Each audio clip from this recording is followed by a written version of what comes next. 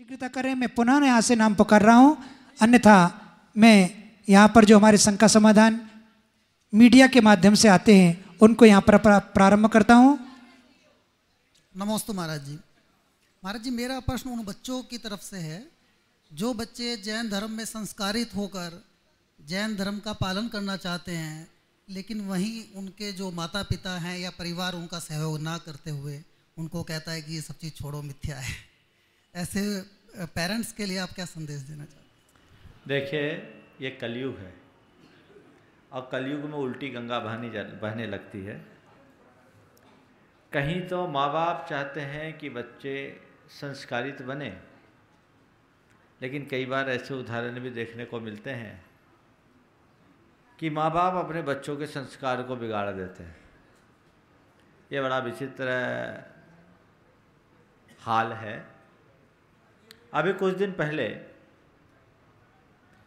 एक युवक जिसकी बेटी जबलपुर की प्रतिभा स्थली में पढ़ती है, प्रतिभा स्थली आचार्य गुरुदेव का एक बहुत सुंदर सपना या ये कहूँ कि उनकी दूरदर्शी दृष्टि की अभिव्यक्ति है, जिसके माध्यम से अनेक बच्चों के भविष्य को, बच्चियों के भविष्य को उज्जवल बनाया जाता है।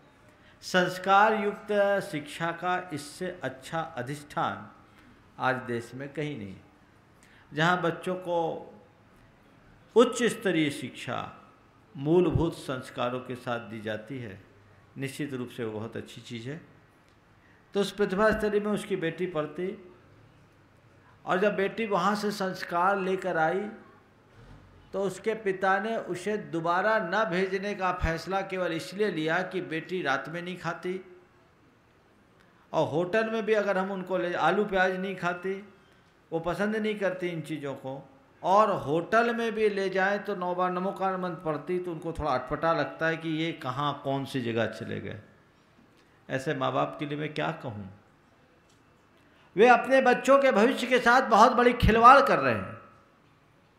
ऐसा नहीं होना चाहिए, बल्कि उनको ये होना चाहिए कि निश्चित मेरे बच्चे ने वो संस्कार पाए जो मैं नहीं पा सका, कम से कम मैं उनसे सीख लूँ और उनके जीवन को बदल लूँ। पॉजिटिव तो ये होती। सन 1995 में हमारा भोपाल चातुर्मास हुआ। वहाँ एक बहुत बड़ा शिविर लगा। बेनारा जी के नेतृत्व में वो शिविर था। 3000 से ज़्यादा शिविरार्थियों ने भाग लिया, जिसमें लगभग 250 अजैन लोग थे। उनके 4 या 5 सेक्शन अलग से बनाने पड़े। उस शिविर के समापन के बाद वहाँ के एक सज्जन मेरे पास आए, बोले महाराज जी, ये मेरे मित्र हैं और इनकी बात सुनो। ये मुझसे कहते हैं कि तुम्हारे शिविर ने हमारा खाना छुड़ा दिया। हमारे भैया क्या बात है। वो अपने साथ एक मित्र को लेके आए थे, वो दीक्षित थे और चार्टर्ड अकाउंटेंट थे। बोले भाई, हमारे शिविर से तुम्हारे खाने का क्या संबंध। तो उस व्यक्ति ने कहा, महाराज जी, मेरी 8 साल की बच्ची इस शिविर में सम्मिलित हुई और उसने रात्रि भोजन का त्याग कर दिया। खुद ने त्याग किया सो किया, महाराज हमारा खाना मुहाल कर दिया।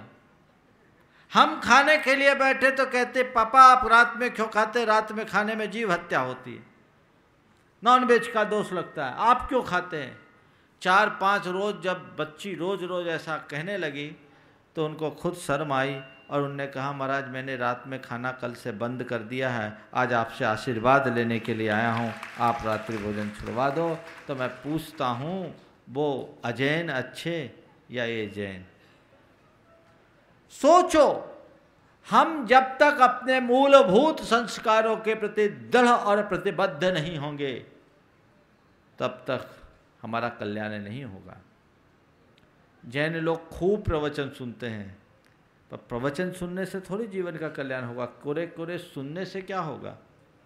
खूब सुनते आए, जन्म जिंदगी से सुनते आए। लोग कहते हैं महाराज आपके शंका समाधान में बड़ा मज़ा आता है। शंका समाधान में मज़ा तब आएगा जब ये शंका समाधान तुम्हारे जीवन को मज़ामय बना दे, तब मज़ा आएगा। जीवन में परिवर्तन आना चाहिए। अपने प्रति सावधान होइए, अपने प्रति जागरूक होइए। ये हमारे जीवन की मूलभूत पूंजी है। मेरे संपर्क में ऐसे अनेक लोग हैं जो बड़े संभ्रांत परिवारों में गिने जाते हैं, लेकिन वे अपने संस्कारों के प्रति बड़े दृढ़ रहते हैं। जो चीज़ नहीं लेना तो नहीं लेना, जमीकंद नहीं खाना तो नहीं खाना, रात्रि भोजन नहीं करना तो नहीं करना, इसमें तुम्हारी पहचान है। संस्कारों को जीने वाला प्रतिष्ठा पाता है, संस्कारों को खोने वाला नहीं। ध्यान रखना, तो संस्कार को जियोगे, इहलोक और परलोक दोनों जगह सुरक्षित रहोगे, और संस्कार को खोगे तो न यहाँ के रहोगे न वहाँ के। आगे चलिए आगे के प्रश्न के लिए मैं यहाँ पर आमंत्रित कर रहा हूँ इस गुणायतन परिवार से शुरू से जुड़े ऐसे बहुप्रतिष्ठित आर्किटेक्ट श्री चंद्रशेखर जी जैन विदिशा। नमस्ते महाराज श्री घर में पिच्छिका रखने का क्या महत्व है, और पिच्छिका अगर खराब हो जाए तो क्या करना चाहिए? घर में पिच्छी इसलिए रखी जाती है कि हमेशा नज़र तुम्हारी पिच्छी पर पड़े और मन में आए कि मेरे जीवन का कल्याण तभी होगा जब मेरे हाथ में पिच्छी आएगी।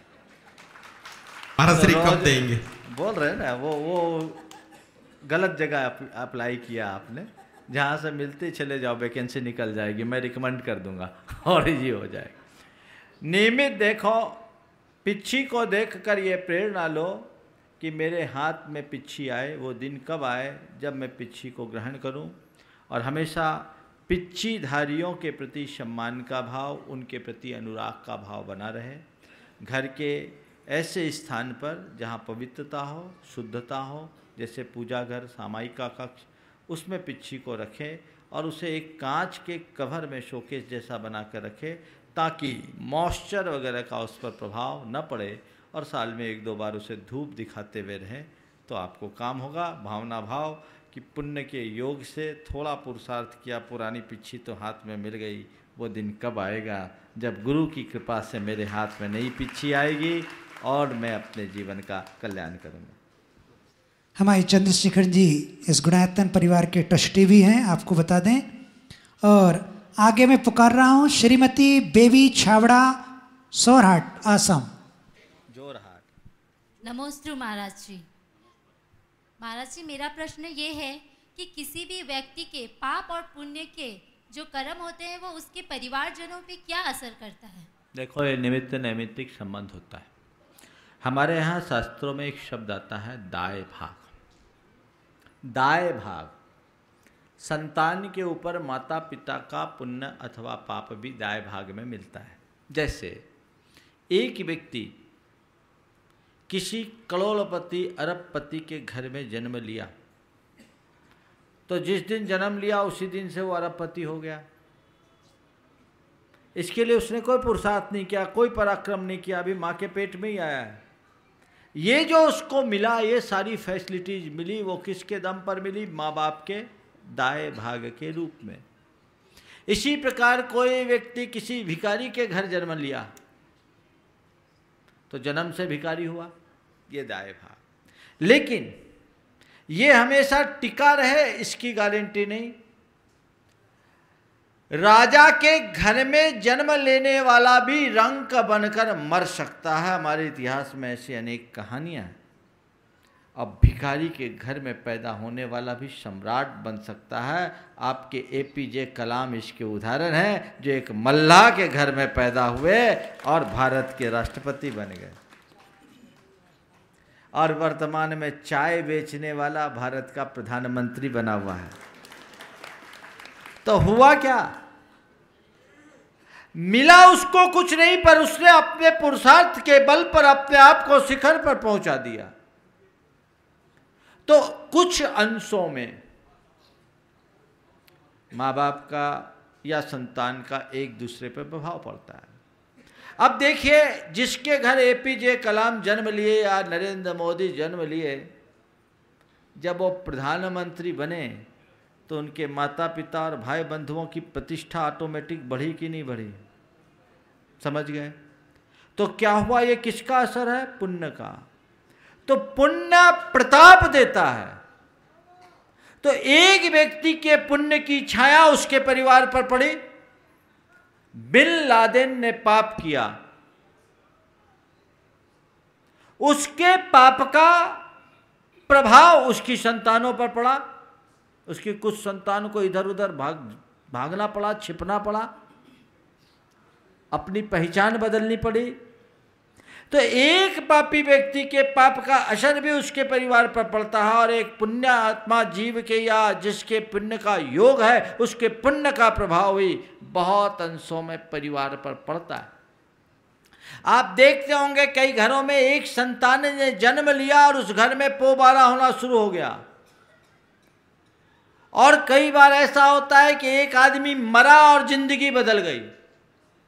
मेरे संपर्क में एक व्यक्ति हैं जिनका जब तक विवाह नहीं हुआ था घर में कुछ नहीं था, और उनकी धर्मपत्नी भी जहाँ से आई उनके घर भी खाने को कुछ नहीं था, पर गठबंधन जिस दिन हुआ उस दिन से उनकी जीवन की दिशा बदल गई, आज शिखर को छू रहे हैं। वे कहते हैं महाराज ये कैसा योग है। ये आपस में निमित्त नैमित्तिक संबंध होता है, समीकरण बनता है, तो कभी कुछ नहीं होने पर भी बहुत कुछ हो जाता है। तो व्यक्ति का पुण्य भी प्रभाव दिलाता है। पुण्य का काम प्रभाव उत्पन्न करना, और पाप का काम मनुष्य को प्रभाव शून्य बनाना। तो प्रभाव कब मिलेगा? जब आपके पुण्य होगा तो निश्चित रूप से आपके इर्द गिर्द रहने वाले का भी प्रभाव उस पर पड़ेगा, क्योंकि उनसे आपका प्रभाव है। ओजस तेजो विद्या वीर यशो विजय विभव सनाथा महाकुला महार्था मानव तिलका भवंति दर्शन पूता। ये एक पुण्यात्मा के जीवन में होता है। तो तुम्हारा पुण्य होगा, तुम्हारी संतान तुम्हारी आज्ञानुवर्ती बनेगी, तुम्हारी बात को कोई नहीं टालेगा। और जब पुण्य छीन हो जाएगा तो तुम्हारी घरवाली तुम्हारी बात मानना बंद कर देगी, तुम्हारे बच्चे ही तुम्हारी बात मानना बंद कर देंगे, तुम्हारी नौकर चाकर तुम्हारी इज्जत करना बंद कर देंगे। तो ये खेल है, इसलिए ये निमित्त नैमित्तिक संबंध है, और इस तरीके के समीकरण बनते बदलते रहते हैं। आगे चलिए आगे की शंका समाधान। शंका के लिए मैं आमंत्रित कर रहा हूँ श्री प्रकाश चंद जी जैन विदिशा। नमोस्तु महर्षि, नमोस्तु महर्षि, नमोस्तु। हाँ जल्दी जल्दी। हाँ महर्षि, मेरा निवेदन ये है, क्रमवर्ती पर्याय, क्रम भावी पर्याय, क्रय निमित्त पर्याय और क्रमबद्ध पर्याय, इन चारों की परिभाषा और क्या जीव के देखिए आगामी पर्याय निश्चित है? इस प्रश्न का उत्तर मैं कई बार अलग अलग तरीके से दे चुका।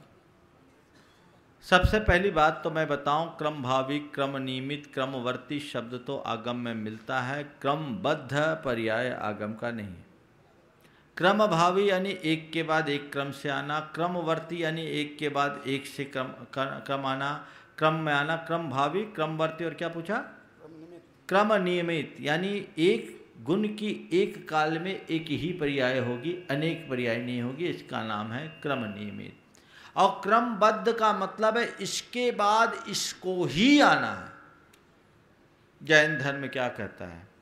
एक द्रव्य की एक काल में या एक गुण की एक काल में एक ही पर्याय होगी, ये तो निश्चित है, लेकिन कौन सी पर्याय होगी ये निश्चित नहीं है। जैसे अभी आप सब लोग मेरी बात को अत्यंत गंभीरता से सुन रहे हो, ठीक है, क्योंकि आपके भीतर योग्यता है।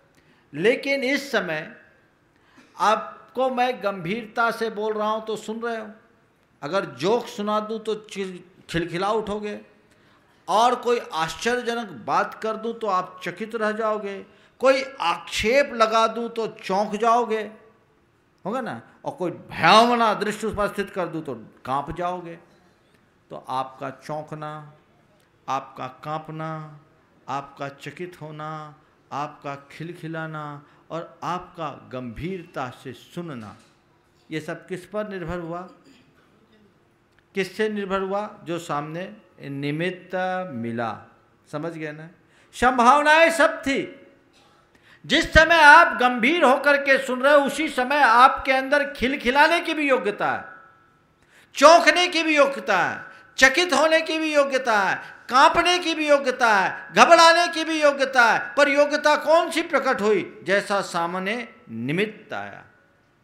तो क्रम नियमित का मतलब जिस समय गंभीर होगे उस समय चौंकोगे नहीं, जिस समय चौंकोगे उस समय गंभीर नहीं होगे, उस समय हंसोगे नहीं, उस समय खिलखिलाओगे नहीं, उस समय घबराओगे नहीं, एक काल में एक ही पर्याय होगी। इसका नाम है क्रम नियमित, क्रम भावी या क्रमवर्ती। लेकिन क्रमबद्ध नहीं, तुमको तो अभी गंभीर होके सुनना ही था। महाराज को ये बात कहनी थी, महाराज को ऐसा समझाना ही था और तुमको समझ में नहीं आना था। ऐसा क्यों हुआ? क्योंकि होना था। और ऐसा क्यों नहीं हुआ? क्योंकि ये नहीं होना था। फिर चोर पुलिस, गुंडा अपराध, पुण्य पाप, इनका कोई मतलब नहीं, कोई मतलब नहीं। एक अपराधी ने अगर कोई अपराध किया तो उसका क्या दोष? वो तो उसकी क्रमबद्ध पर्याय थी। एक गुंडे ने किसी स्त्री के साथ दुराचार किया तो उसे दुराचारी कहना बेवकूफी। क्यों? वो तो क्रमबद्ध पर्याय का दास था, दुराचारी हो गया। मेरे संपर्क में एक युवक, मजेदार घटनाएं घटती है। उसकी माँ क्रमबद्ध पर्याय में अटूट विश्वास करती थी, शिक्षिका थी, पिताजी थे नहीं। बेटे को इस बात से थोड़ी सी चिढ़ सी थी। महीना लगा और उसको महीने भर का घर का सामान लेने के लिए माँ ने रुपये दिए और बेटा रुपया लेके गोल हो गया। घर में सूचना नहीं दी। ये घटना 1991 की है और हम लोगों के पास आ गया। अक्सर आता था, हम लोगों ने भी ध्यान नहीं दिया। कोई सूचना नहीं और उन दिनों मोबाइल थे नहीं, कैसे ट्रेस करें। अब माँ खोज खोज के परेशान, सामान भी गया, बेटा का भी कोई आता पता नहीं, कहाँ चला गया बेटा, कहाँ चला गया बेटा, कहाँ चला गया। माँ बेहाल। और बेटा 3 दिन बाद अपने घर गया। माँ देख का हाल तो एकदम, जैसे ही बेटा पहुंचा माँ का हाल बेहाल था। देख कर लिपट गई, बेटा तू कहाँ चला गया था, तू कहाँ चला गया था, तू कहाँ चला गया था, मैं तो तुझे खोज खोज के हैरान था। तो बेटे ने कहा जो क्रमबद्ध पर्याय में था माँ वहीं गया, तू क्यों हैरान थी? समझ गए? इसलिए ऐसा मत कहो। पंडित टोडरमल जी के सामने ये प्रश्न उपस्थित हुआ कि महाराज जब जो होना होगा वही होगा, तो क्यों आप परेशान होते हैं? जीव की जब काल लब्धि होगी तो होगा। तो उन्होंने बहुत अच्छी बात कही। कहा जब तेरा यहू श्रद्धान है तो तू किछु भी कार्यनि का उद्यम मत कर। जब तेरा यहू श्रद्धान है तो तू किछु भी कार्यन का उद्यम मत कर। तू खान पान व्यापार आदि में तो उद्यम करे और यहाँ होनहार बतावे हैं। सो जानिए हैं तेरा साचा श्रद्धान यहाँ है नाही, झूठी माना दिखते बातें बनावे हैं। तो ऐसे बातें बनाने वालों से दूर रहो, तभी भलाई। चलिए आगे।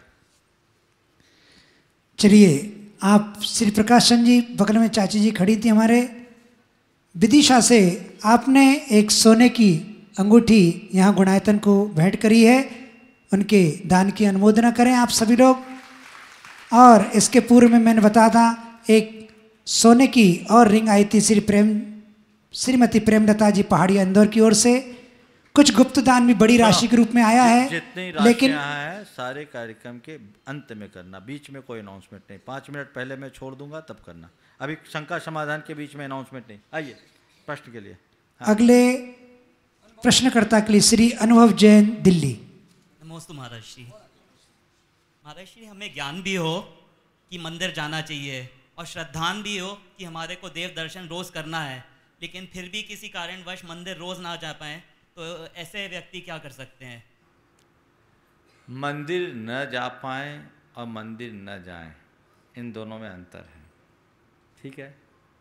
मंदिर न जाने वाले बड़े अभागी हैं और मंदिर न जा पाने पर जिनको वेदना होती है वे बड़े बड़भागी हैं। मैं आपसे कहता हूं रोज मंदिर जाने के बाद मुझे पता नहीं आप क्या पाओगे, लेकिन किसी दिन मंदिर न जा पाओ और मन में एक कसक उत्पन्न हो कि आज मेरा एक बहुत बड़ा कर्तव्य छूट गया, मैं कितना बड़ा अभागा हूँ कि भगवान के दर्शन के बिना अपने गले के नीचे कौर उतार लिया। मुझसे अधम नीच पापी और कौन होगा। अगर ये फीलिंग तुम्हारे भीतर आ गई तो मैं कहता हूँ मंदिर न जाने पर भी तुम वो पुण्य प्राप्त कर सकते हो जो जाने वाले भी प्राप्त न कर पाए। अटैचमेंट है कि नहीं तुम्हारा भगवान से, जुड़ाव है कि नहीं तुम्हारा भगवान से, महत्वपूर्ण ये है। तो अपना जुड़ाव बनाओ, अपना लगाव बनाओ। और एक बात बताऊं, अगर ये जुड़ाव हो जाएगा तो मैं मंदिर नहीं जा पाता ये सवाल ही नहीं उठेगा। तुम तो मौका ढूंढोगे भगवान के पास जाने का। तुम लोग तो सब युवा हो। मैं एक सवाल करता हूं, यदि किसी का किसी से प्रेम हो तो उससे मिलने के लिए कैसी उत्सुकता होती? क्यों? गलत बोला? ठीक है ना? जिससे प्रेम होता है वो इंसान उससे मिलने के लिए केवल बहाना खोजता है, और सब काम को छोड़कर मौका मिला मिल लिया। भले एक पल के लिए मिलने का मौका मिला मिल लिया। मिलते हो? क्यों मिलते हो? क्योंकि प्रेम है। अरे भैया, तुमने जिससे प्रेम किया वो प्रेम सब पामर प्रेम है, नश्वर प्रेम है, स्वार्थ की ओट से जुड़ा हुआ प्रेम है, जो आज प्रेम जैसा लग रहा है कल नफरत में भी परिवर्तित हो सकता है। लेकिन भगवान के प्रति उमड़ने वाला प्रेम अमर प्रेम, शाश्वत प्रेम, जो एक बार उत्पन्न होता है तो केवल बढ़ता ही जाता है, बढ़ता ही जाता है। जो प्रेम कभी घृणा या नफरत में परिवर्तित नहीं होता, वो प्रेम।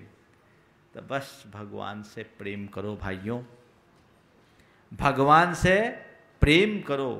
तुम्हारा प्रेम संसारियों से है, भगवान से नहीं है ऐसा तो नहीं कहता, पर जितना भगवान से है उससे ज़्यादा दुनिया वालों से है। बस भगवान से एक ही प्रार्थना करो, भगवान जिनके प्रेम या रागवश में आपके पास आने से वंचित रह जाता हूँ, मेरी आत्मा में कुछ ऐसा जादू प्रकट करो कि मैं उनको भूल कर आपके चरणों में आऊँ और कुछ ऐसा आऊँ कि सदा के लिए आपका हो जाऊँ, फिर और किसी को देखने की चाह ना हो। भाव जगाए, अपने नेहे को लगाए। अगर मंदिर नहीं आ पाओ, मन में पश्चाताप करो, किसी चीज़ का त्याग करो, घर बैठे जाप करो, पाठ करो कि नहीं, मेरे जीवन का एक महत्वपूर्ण कार्य छूट गया, मुझे इसे नहीं छोड़ना चाहिए। और फिर दूसरे दिन जाओ तो दूने उमंग के साथ जाओ, जीवन में बदलाव आएगा। मुझे बहुत खुशी है कि तुम जैसा युवक जो दिल्ली जैसे महानगर में रहता है, वो इस बात की वेदना प्रकट कर रहा है कि मंदिर न जा पाएँ तो क्या करें। मैं समझता हूँ ये फीलिंग तुम्हारे अंदर जिस दिन गहरी हो जाएगी, उस दिन फिर तुम्हें कुछ समझाने की ज़रूरत नहीं पड़ेगी। इसे और गहरी बनाओ। आगे। श्रीमती दीपा जैन, जलगांव। नमोस्तु महाराज जी। महाराज जी, जो मांसाहारी व्यक्ति हमारे संपर्क में आते हैं या हमारे यहाँ काम करते, उनको हम किस तरह से अहिंसामय जीवन और शाकाहारी जीवन जीने की प्रेरणा दे सकते हैं? देखिए, अहिंसा और शाकाहारी को केवल धार्मिक दृष्टि से समझाने पर काम नहीं होगा। अहिंसा और शाकाहारी के संदर्भ में यदि किसी व्यक्ति को आप समझाना चाहते हैं तो दो स्तर पर समझाएं। पहले तो उन्हें अहिंसा शाकाहार बताने की जगह आहार विज्ञान के बारे में बताएं, और उन्हें बताएं कि आपके स्वास्थ्य के लिए कैसा भोजन होना चाहिए। लोगों के अंदर आजकल अपने स्वास्थ्य के प्रति बड़ी जागरूकता बढ़ रही है, लोग जागरूक हो रहे हैं। तो अपने स्वास्थ्य के प्रति जागरूक बनाने की दृष्टि से उन्हें आहार विज्ञान का दिशा बोध करें कि कैसा आहार हमारे लिए खाने योग्य है। फिर साथ में उनके भीतर संवेदना जागृत करें, उन्हें संवेदनशील बनाएं, उन्हें बताएं कि प्राणों का और प्राणी का महत्व क्या है। और ये चीज़ें यदि लोगों के अंदर जाग गई तो उनके जीवन में बदलाव आने में देर नहीं लगेगी। मेरे संपर्क में ऐसे कई मुस्लिम भाई हैं जो पूर्णतः शाकाहारी हैं और न केवल शाकाहारी हैं अपितु शाकाहार प्रचार के अभियान में अपना जीवन झोंके हुए हैं। ये संवेदनशीलता का उदाहरण है। तो वो जागृत आप करेंगे, सब काम बहुत अच्छे तरीके से संपन्न होगा। श्री अनिल जी पांड्या, इंदौर। जो है आ जाओ।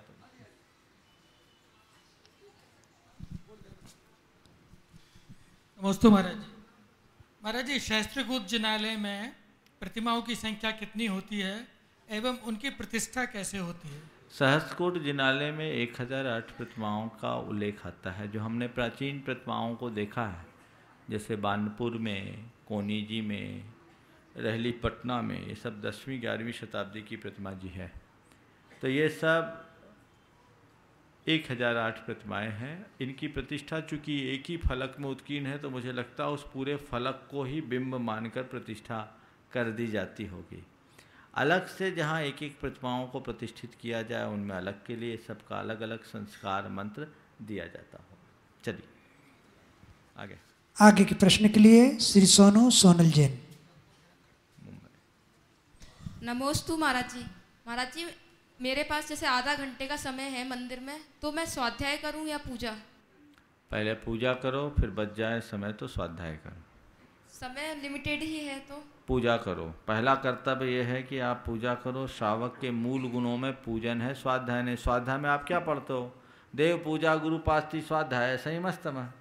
तो देव पूजा आपको करना है और देव पूजा करो नहीं। जिन पूजा को गृहस्थ के लिए कहा जाता है दानम पूजा मुखम सावय धम्मे न साव्या हों तितेन बिना। श्रावक के धर्म में दान और पूजा की प्रमुखता है, उसके बिना श्रावक नहीं होता।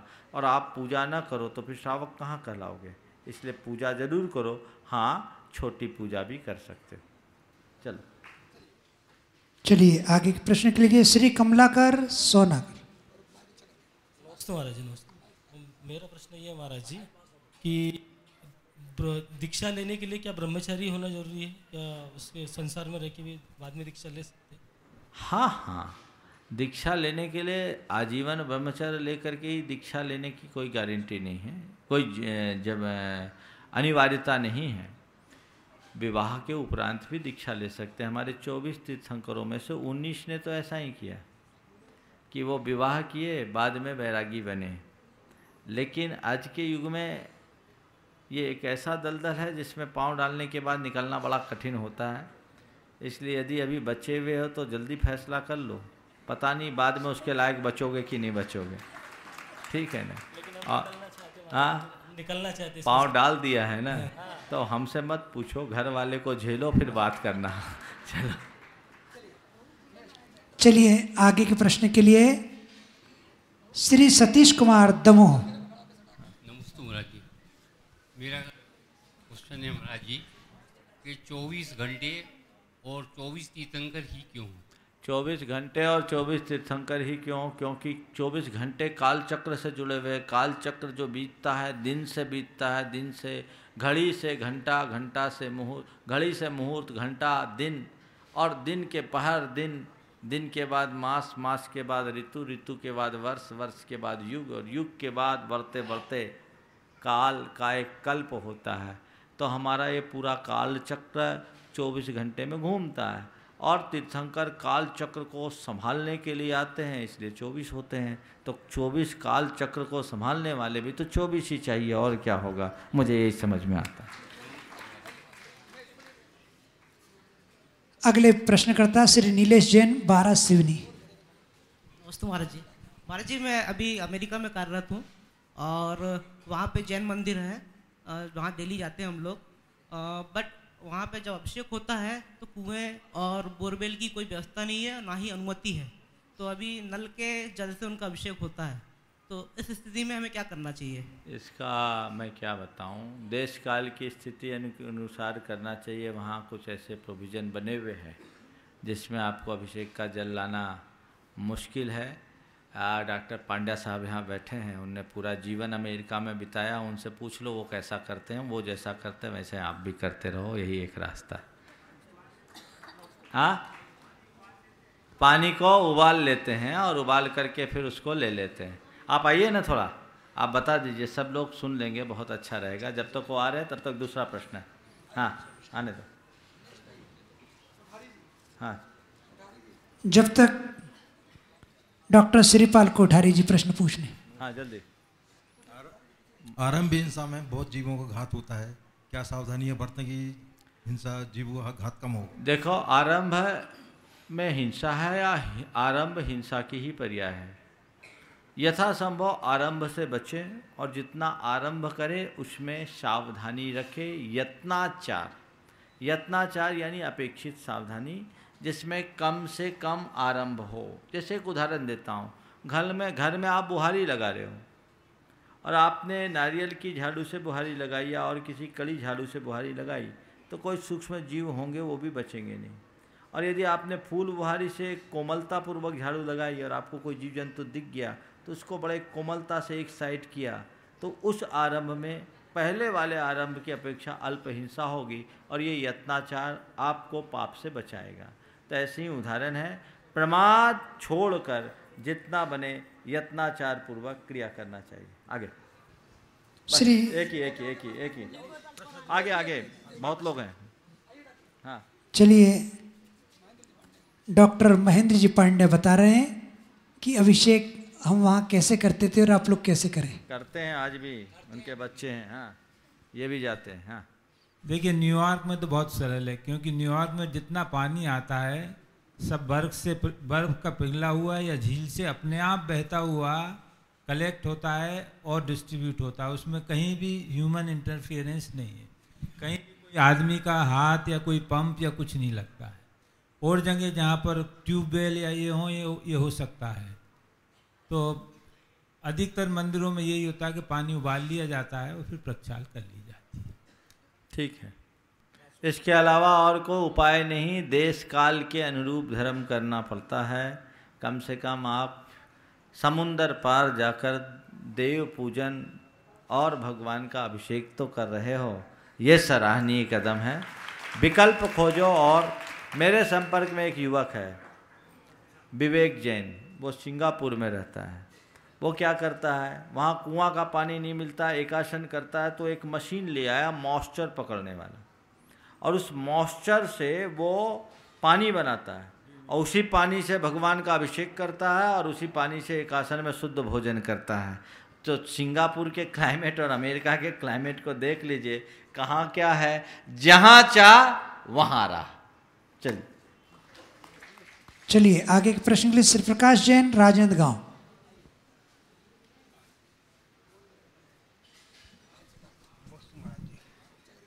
महाराज जी, सन 84 में जब आप ब्रह्मचारी थे, उस वक्त राजनांदगांव आए थे, और उस वक्त जो हमको आपने संस्कार दिया, मुनियों को आहार कैसे कराया जाता है, आहारचर्या कैसे होती है, वो संस्कार आज तक हम में है और हमारा पूरा परिवार समाज आज सारी मुनियों की सेवा में लगा रहता है। आपके संस्कार आज भी हमारे पास में है। महाराज जी, मेरा एक प्रश्न ये है कि 200 राष्ट्र ऐसे हैं जो अपनी ही भाषा में, अपनी ही मातृभाषा में शिक्षा देते हैं अपने देशवासियों को, और वो देश बहुत ही ज़्यादा तरक्की किए हुए, जैसे जापान, चीन और भी जर्मनी। लेकिन हमारे भारत में भी शिक्षा की भाषा कौन सी होनी चाहिए जिससे कि हमारा देश भी इसी प्रकार तरक्की करे और देश विदेश में हमारा भी नाम बहुत स्वावलंबी बने। धन्यवाद। परम पूज्य गुरुदेव ने इस दिशा में हम सब के लिए एक बहुत बड़ा संदेश दिया। स्वभाषा लाओ, अंग्रेजी हटाओ। ये युग की मांग है।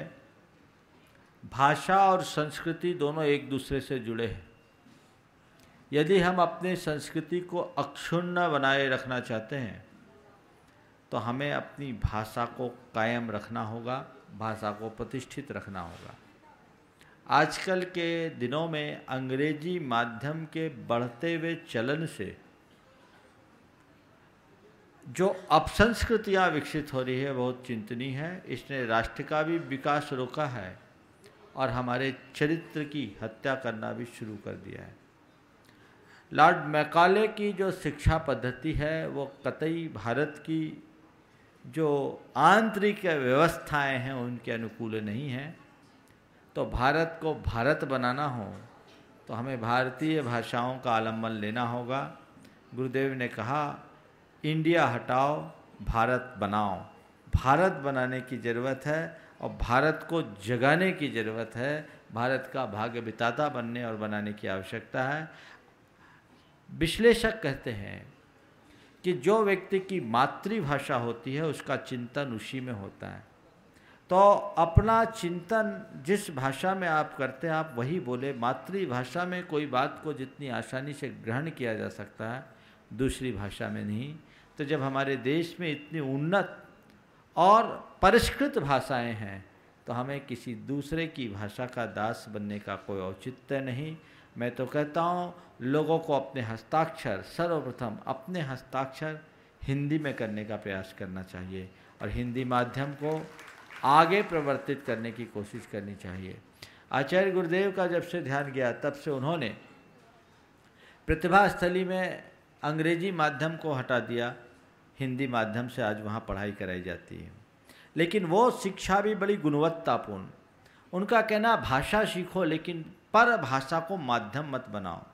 जब तक तुम्हारे पास अवसर और अनुकूलता हो तुम जितनी भाषाओं को सीख सको सीखो।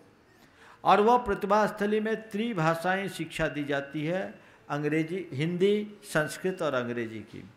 मेरे संपर्क में एक चार्टर्ड अकाउंटेंट है, उनकी बेटी को वो चाहते थे कि मैं प्रतिभा स्थली में शामिल करूं, पर पत्नी ने कहा कि वहाँ तो हिंदी मीडियम हो गया, हम अपनी बच्ची को कैसे भेजें। तो पति ने अपनी पत्नी से कहा एक काम करते हैं, हम अपनी बच्ची को 5वीं क्लास में वहाँ भर्ती करना चाहते हैं, चलो। और 5वीं क्लास में पढ़ने वाली वहाँ की बच्ची जो हिंदी माध्यम से पढ़ रही है और अपनी बच्ची जो अंग्रेजी माध्यम से पढ़ रही है, दोनों की अंग्रेजी के स्तर को नाप लेते हैं। और आप सुनकर के आश्चर्य करोगे, वो अपनी बेटी को लेकर के गया, उनकी बेटी की अंग्रेजी से वहाँ पढ़ने वाली बच्ची की अंग्रेजी बहुत अच्छी थी और उसने तय किया कि नहीं, ये माध्यम कोई ज़्यादा महत्व नहीं रखता। तो आज भी वहाँ इस तरीके की शिक्षाएं दी जा रही है, वैसी शिक्षा दी जाएगी तो नियमतः उसके सुपरिणाम आएंगे। चलिए, श्री सुश्री पिंकी जैन, 12 सिवनी बालाघाट। बीच में कैसे जिसका आया, चलो हाँ, एक ही। नमोस्तु महाराज जी। अपने धर्म के अनुसार भी चिंता और आकुलता करने से क्या आयु घटती है क्या? चिंता करने से आयु घटती है। चिंता कोई जाति और धर्म से बंधी नहीं है। चिंता एक बीमारी है। जैसे जहर खाने वाला मरता है, चिंता भी एक जहर है। ये मीठा जहर है, समझ गए? जो चिता से भी खतरनाक है। चिता मरने के बाद जलाती है, चिंता जीते जी चलाती है। जहर एक बार में मारती है, चिंता जिंदगी भर मारते रहती है। तो चिंता करने से, टेंशन करने से आयु का क्षय होता है।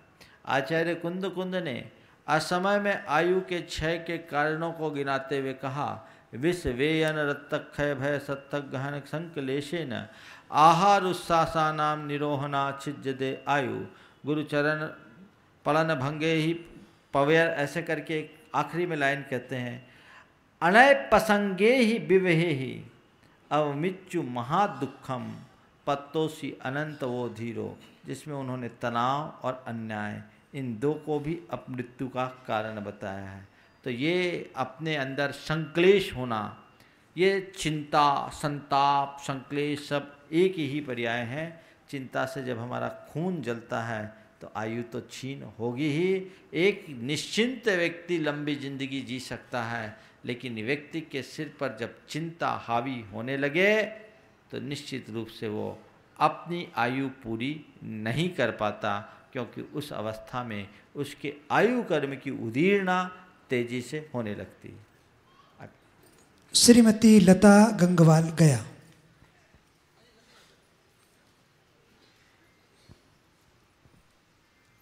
नमोस्तु महाराज जी।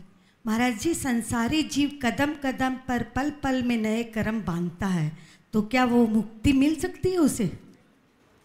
जो बंध रहा है वो मुक्त कहाँ से होगा? मुक्त तो वो होता है जो छूटता है। तो जब तक बांधते रहोगे तब तक मुक्ति नहीं। मुक्ति तभी होगी जब बंधन को विराम देना शुरू करो। शास्त्र की भाषा में आश्रव बंध संसार है और संवर निर्जरा मोक्ष का आधार है। तो संवर करो यानी पहले बंधन को रोको, ब्रेक लगाओ। ब्रेक लगाने के लिए अपना पुरुषार्थ जगाओ। कम से कम सबसे पहले चरण में अशुभ के बंध से बचो, फिर अपने में रम कर सब बंध से ऊपर उठकर मुक्ति में रमने का अभ्यास बनाओ। आगे गाजियाबाद से प्रश्न है, पूजा में नीली पीली काली कपड़े क्यों नहीं पहनते? देखो, पूजा में रंग बिरंगे पहनोगे तो तुम भी रंग बिरंगे बने रहोगे, समझ गए? और पूजा में पीले सफ़ेद पहनोगे तो तुम्हारे अंदर पीतिमा और सफ़ेदी आएगी, वो सात्विकता का प्रतीक है। इसलिए अच्छे रंगों का प्रयोग करने से जीवन में सात्विकता आती। आगे माणिक चंद जैन, हैदराबाद।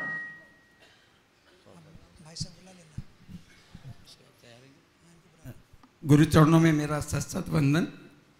गुरुदेव, हर एक की भावना होती है कि वो जिन मंदिर में वेदी के अंदर मूर्ति विराजमान करे, परंतु कुछ ऐसा देखने में आया है कि लोग डायरेक्ट जैसे गौतम स्वामी की मूर्ति लाए और वहाँ पे विराजमान कर दिए, पंचमेरु लाए डायरेक्ट बाजार से, उसको वेदी में विराजमान कर दिए।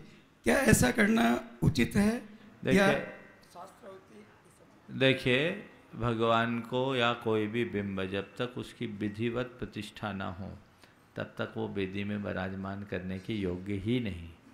इसलिए यदि ऐसा कहीं होता है तो वो सरासर गलत है। आप विधिवत प्रतिष्ठा करके ही विराजमान करें। दूसरी बात, कहीं पर भी विराजमान करे तो वहाँ की परिस्थितियों को देख करके करे, पोजीशन देख करके करे। वेदी में जगह है कि नहीं, आपके विराजमान करने से वहाँ ऊन प्रतिमा की जगह सम संख्या तो नहीं हो रही है, और जहाँ आप विराजमान करना चाहते हैं वहाँ के समितियों से आप पहले लिखित अनुमति लें, तब भगवान की प्रतिष्ठा करें और तभी विराजमान करें, यही योग होगा। गौतम स्वामी हो चाहे कोई, देखो आजकल ऐसी प्रतिष्ठाएं बहुत होने लगी। मुझे एक खतरा दिख रहा है, कहीं प्रसंग हो वहाँ इन बिंबों की स्थापना करना तो फिर भी समझ में आता है, लेकिन आजकल गणधरों का मंदिर बनने लगा और चीज़ें ऐसे होने लगी, अलग अलग अन्य मुक्तिगामी परमात्माओं के बिंब विराजमान होने लगे, तो मुझे लगता है इससे भविष्य में खतरा खड़ा होगा। खतरा क्या खड़ा होगा? अतीत में हम जब भारत के इतिहास को पलटते हैं तो जो वैष्णव और वैदिक परंपरा है उसमें बहुदेवतावाद ने उन्हें तोड़ दिया, विखंडित कर दिया। हमारे इतिहास के विश्लेषक इस बात को जानते हैं कि ये बहुदेवतावाद ने पूरी समाज को बांट दिया। डॉक्टर बलदेव उपाध्याय की किताब मैंने पढ़ी थी, धर्म शास्त्रों का इतिहास, शायद 8 या 9 वॉल्यूम है उसके। उसमें एक बात मैंने बहुत अच्छी मुझे लगी कि जैनियों के यहाँ जैन परंपरा के बंधे रहने का सबसे प्रबल कारण मुझे दिखता है कि उन्होंने अपने आप को बहुदेवतावाद से बचा कर रखा और अपने मूल आराध्य को 24 तीर्थंकर तक ही सीमित कर लिया।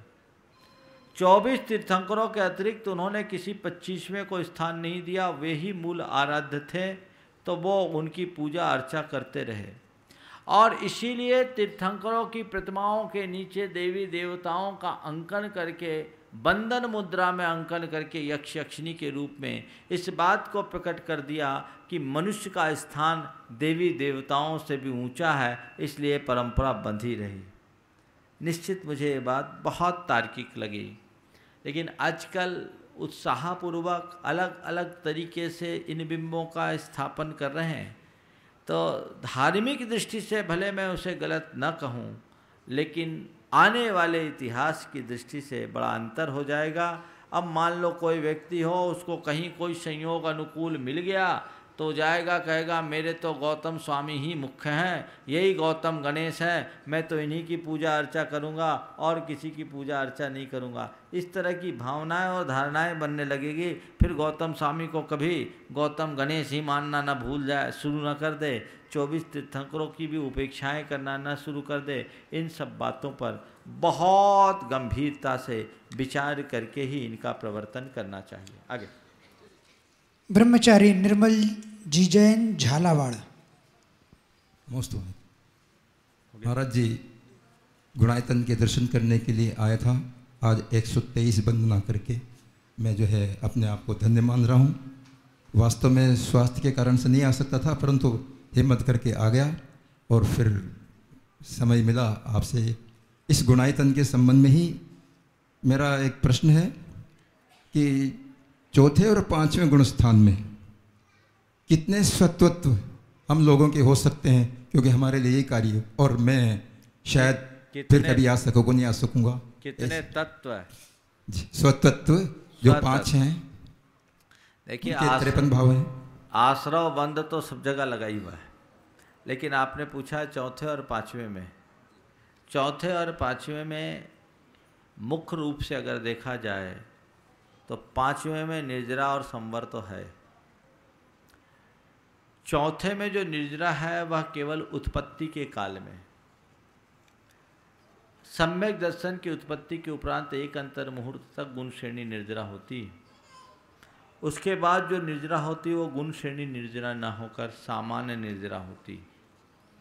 हमारे आचार्यों ने कहा कि दुविया हवई निर्जरा सकाल पत्ता अकाल पत्ता चौक गई नम पढ़मा बै जुत्तानम हवे विदिया। निर्जरा 2 प्रकार की, एक सविपाक और एक अविपाक।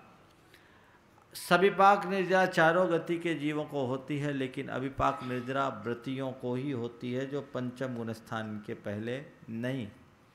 चतुर्थ गुणस्थान में निर्जरा नहीं होती ऐसा कहना, ऐसा तो मैं नहीं कहता, लेकिन वहाँ निर्जरा हाथी के स्नान की तरह होती है। भगवती आराधना में एक कारिका आती है कि सम्मा दिठिस्स अविरदस्सवि न तवो महागुणो होदि होधियो अत्थि नानम चंदच्युद कम वातस्स, कि अविरत सम्यक दृष्टि के तप महागुणकारी नहीं होता। उसका तप हाथी के स्नान की तरह है, जितना झड़ाता उससे ज़्यादा हाथी अपने ऊपर धूल लगा लेता। नहाया और बाहर आकर धूल चला दिया। और क्योंकि वो अविरति है, अभी असंयम है, और अपने आप को पाप से पूर्णतः मुक्त नहीं किया। दूसरा उदाहरण दिया चंदुच्युद कम। चंदुच्युद पुराने ज़माने की बर्मा कमानी होती थी ना, ड्रिल करने के लिए लकड़ी में, तो उसको जितना खोलो उतना लिपटता, तो जितना झड़ाया उतना बांध लिया, ऐसा होता है। इसलिए मुख्य रूप से संवर निर्जरा 5वें गुणस्थान से ही मानना चाहिए। चलिए प्रश्न, अगले प्रश्न के लिए श्री सुरेंद्र जी जैन पुष्पांजलि विदिशा। और जो है सबको बुला लो एक एक करके, सबको बुला। नमस्ते महाराज जी, मेरी बच्ची कैलिफोर्निया में है।